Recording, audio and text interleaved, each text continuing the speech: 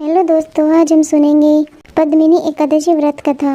अर्जुन ने कहा, हे भगवान, अब आप अधिक मास की शुक्ल पक्ष की एकादशी के विषय में बताएं। उसका नाम क्या है तथा व्रत की विधि क्या है, इसमें किस देवता की पूजा की जाती है और इसके व्रत से क्या फल मिलता है। श्री कृष्ण बोले, हे पार्थ, अधिक मास की एकादशी अनेक पुण्यों को देने वाली है। उसका नाम पद्मिनी है। इस एकादशी के व्रत से मनुष्य विष्णु लोक को जाता है। यह अनेक पापों को नष्ट करने वाली तथा मुक्ति और भक्ति प्रदान करने वाली है। इसके फल व गुणों को ध्यान पूर्वक सुनो।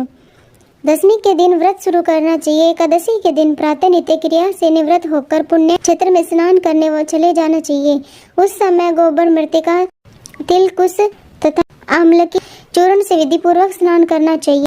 स्नान करने से पहले शरीर में मिट्टी लगाते हुए उसी से प्रार्थना करनी चाहिए, हे मृतिके, मैं तुमको नमस्कार करता हूँ। तुम्हारे स्पर्श से मेरा शरीर पवित्र हो। समस्त औषधियों से पैदा हुई और पृथ्वी को पवित्र करने वाली तुम मुझे शुद्ध करो।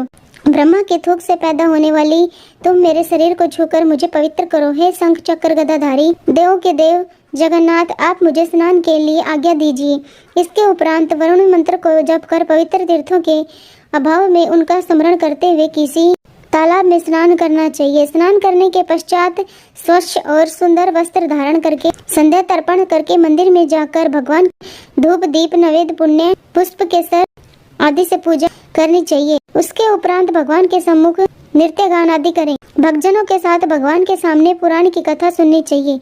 अधिक मास की शुक्ल पक्ष की पद्मिनी एकादशी का व्रत निर्जल करना चाहिए। यदि मनुष्य में निर्जल रहने की शक्ति न हो तो उसे जल पान या अल्पाहार से व्रत करना चाहिए।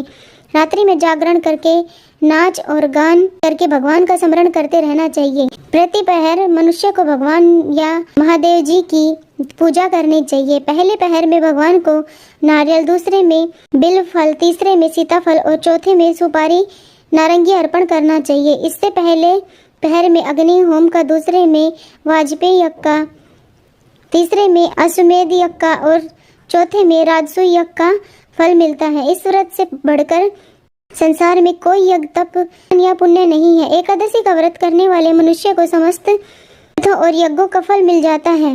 इस तरह से सूर्योदय तक जागरण करना चाहिए और स्नान करके ब्राह्मणों को भोजन करना चाहिए। इस प्रकार जो मनुष्य विधि पूर्वक भगवान के पूजा तथा व्रत करते हैं उनका जन्म सफल होता है और वे इस लोक में अनेक सुखों को भोगकर अंत में भगवान विष्णु के परम धाम को जाते हैं। हे पार्थ, मैंने तुम्हें एकादशी के व्रत का पूरा विधान बता दिया। अब जो पद्मिनी एकादशी का भक्ति पूर्वक व्रत कर चुके हैं उनकी कथा कहता हूँ, ध्यान पूर्वक सुनो। यह सुंदर कथा पुलस्त्याजी नारद जी से कही थी। उस समय कार्तवीर्य रावण को अपने गृह में बंद कर लिया। उसे मुनि पुलस्त्याजी ने कार्तवीर्य से विनय करके छुड़ाया। इस घटना को सुनकर नारद जी ने पुलस्त्याजी पूछा, हे महाराज, मायावी रावण को जिसने समस्त देवताओं सहित इंद्र को जीत लिया, कार्तवीर्य ने किस प्रकार जीता, सो आप मुझे समझाइए। इस पर पुलस्त्याजी बोले, हे नारद जी, कार्तवीर्य नामक एक राजा राज्य करता था। उस राजा को 100 स्त्रियां थी।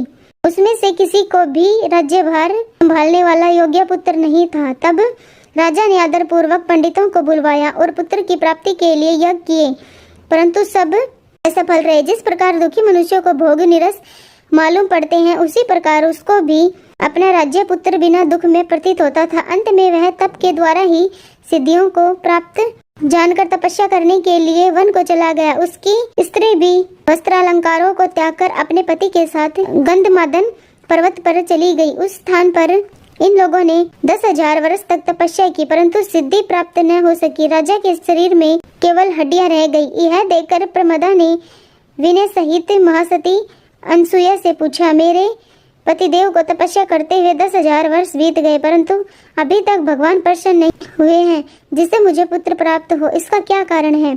इस पर अनसुया बोली कि अधिक मास में जो कि 36 महीने बाद आता है, उसमें 2 एकादशी होती है। इसमें शुक्ल पक्ष की एकादशी का नाम पद्मिनी और कृष्ण पक्ष की एकादशी का नाम परमा है। उसके व्रत और जागरण करने से भगवान तुम्हें अवश्य ही पुत्र देंगे। इसके पश्चात अनसुया जी ने व्रत की विधि बतलाई। रानी ने अनसुया की बतलाई विधि के अनुसार एकादशी का व्रत और रात्रि में जागरण किया।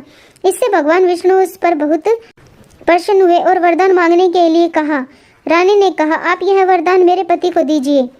प्रमदा का वचन सुनकर भगवान विष्णु बोले, हे प्रमदे, मल मास मुझे बहुत प्रिय है, उसमें भी एकादशी तिथि मुझे सबसे अधिक प्रिय है। इस एकादशी का व्रत तथा रात्रि जागरण तुमने विधि पूर्वक किया, इसलिए मैं तुम पर अत्यंत प्रसन्न हूँ। इतना कहकर भगवान विष्णु राजा से बोले, हे राजेंद्र, तुम अपनी इच्छा के अनुसार वर मांगो, क्योंकि तुम्हारी स्त्री ने मुझको प्रसन्न किया। भगवान की मधुर वाणी सुनकर राजा बोला, हे भगवान, आप मुझे सबसे श्रेष्ठ, सबके द्वारा पूजित तथा आपके अतिरिक्त देव दानव मनुष्य आदि से अजय उत्तम पुत्र दीजिए। भगवान तथास्तु कहकर अंतर ध्यान हो गए। उसके बाद वे दोनों अपने राज्य को वापस आ गए। उन्हीं के यहाँ कार्तवीर्य उत्पन्न हुए थे। वे भगवान के अतिरिक्त सबसे अजय थे। इन्होंने रावण को जीत लिया था। यह सब पद्मिनी के व्रत का प्रभाव था। इतना कहकर पुलस्त्य वहां से चले गए। भगवान श्री कृष्ण ने कहा, हे पांडुनंदन अर्जुन, यह मैंने अधिक मास के शुक्ल पक्ष की एकादशी का व्रत कहा है। जो मनुष्य इस व्रत को करता है वह विष्णु लोक को जाता है। Thank you.